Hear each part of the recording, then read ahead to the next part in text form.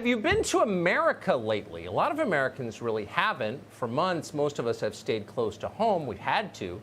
So the next time you get on a plane and visit a couple of American cities, you may be surprised, especially if you remember those cities well from before the pandemic. An awful lot has changed in a short time. Many stores and restaurants are closed. You expect that. Churches are locked on Sunday morning. That's weird. The streets seem empty except for the parks, which are full of the homeless. When you do see people, they tend to be wearing masks and they won't get close to you. It's a very strange experience. The country has changed a lot. The culture has changed a lot, and really not for the better. So the question is, how long will this last? How long do we have to endure this? When do we get our country back? When can we live like we used to live back in February? That question is too rarely asked, and in fact, asking it is actively discouraged. At first, you'll remember the authorities told us we could resume our lives when hospital admissions tapered off, when we flattened the curve. The curve stayed flat. In most places, it never bent. So we got a new benchmark for when we can get back to normal, when we get a vaccine.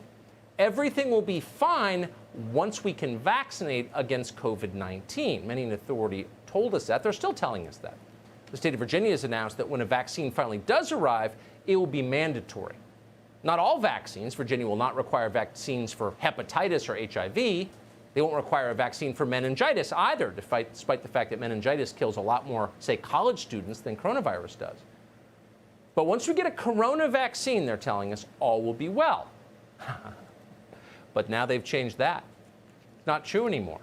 According to a new announcement from the World Health Organization, a vaccine, even if we get one, will not be the end of all of this. It will never end.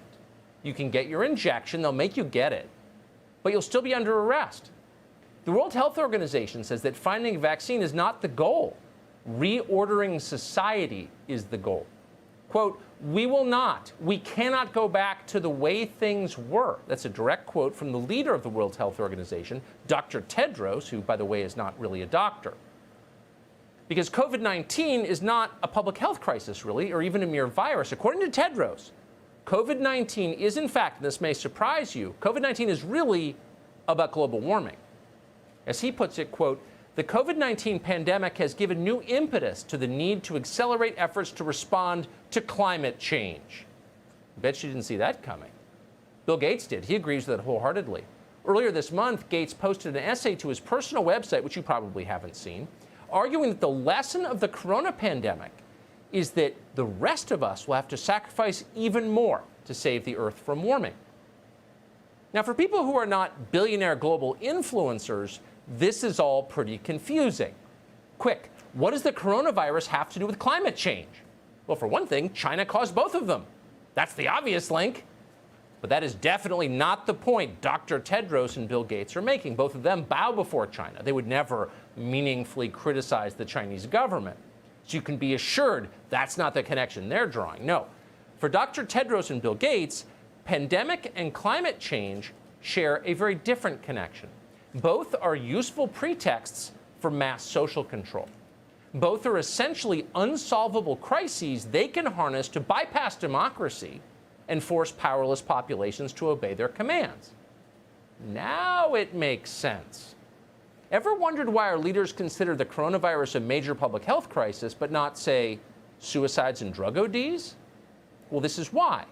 When a 26-year-old mother in New Hampshire drops dead from fentanyl, Bill Gates and Dr. Tedros don't get more powerful. Her death is useless to them. So they don't care. If you actually wanted to improve people's lives, you would look at things very differently, and you would probably reach very different conclusions about the pandemic. In just a few weeks, a deadly virus spread from central China through Europe to every major city in the West. And as that happened, the World Health Organization did nothing to stop it and, in fact, spread disinformation as it was happening. Those are the facts. So what would a rational person conclude from those facts? Well, the first and most obvious lesson is globalization has risks. It has upsides, of course, cheaper plastic crap from China, but it also has risks. Pandemics spread very, very fast. Then, as it happened, our most important international public health organization failed on purpose. It's corrupt. The WHO is corrupt. That's a huge problem. That's the other lesson. But no one's learning those lessons. When was the last time you heard Bill Gates or Dr. Tedros say those things? Never. They never will say them because they wouldn't benefit from acknowledging they're true.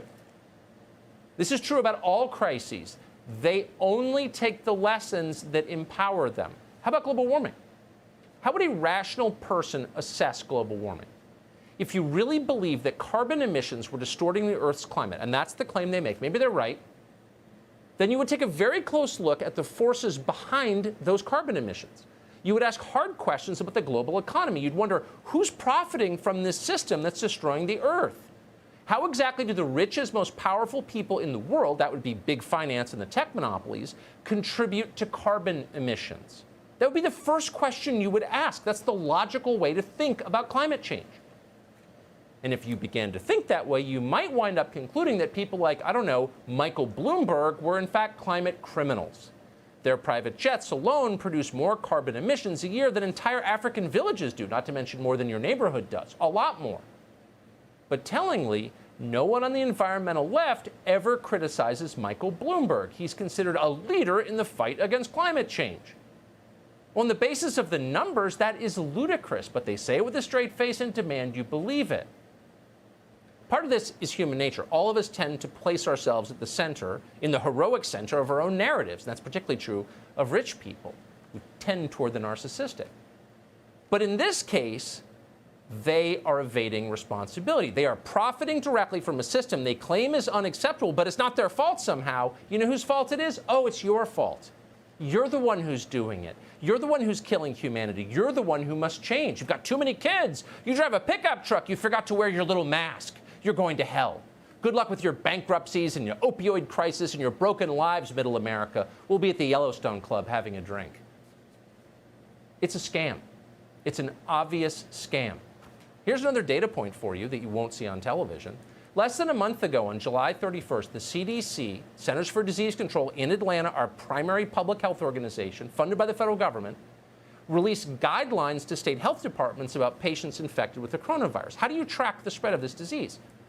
In a footnote in the release, the CDC acknowledged that researchers lack evidence that, quote, masks offer any protection against coronavirus, any, at all.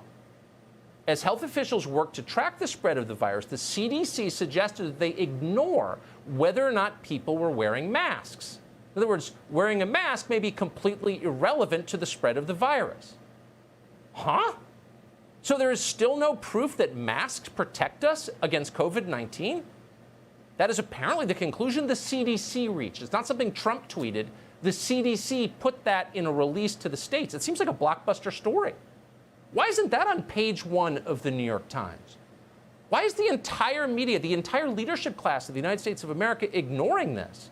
Masks are obligatory. They're mandatory everywhere. Just the other day, Joe Biden announced that if he's elected, you'll be required to wear a mask when you're alone outside. What is going on? You know what's going on. Fear works. The more afraid you are, the more you will accept. Again, a feature of human nature. The more cut off you are from your family and your friends, the more power they have to control you. This is an election year. Democrats want to win in November. The virus is their main shot to win. Nobody disputes that who's looked at the numbers. They're using fear of the coronavirus to achieve that. For example, polling places. They would like to close more of them. Why? To force a vote by mail. Why? Because vote by mail is more easy to manipulate. The latest coronavirus relief bill the Democrats are pushing would bring ballot harvesting to every state. What does that have to do with defeating the virus? Nothing. It's not science, it's politics. But here's the key thing to remember. All of us are assuming, and on the right, it is gospel. This will end if Joe Biden wins. On Inauguration Day, no more lockdowns. Yeah, don't bet on it. This isn't ending. The Wuhan pandemic has made our leadership class more powerful than they have ever been. Why would they relinquish that? The only politician in America who has ever given up power voluntarily is George Washington. And they're toppling his statues. Si vous aimez ce travail, abonnez-vous, appuyez sur la cloche et mettez un pouce vers le haut. Merci.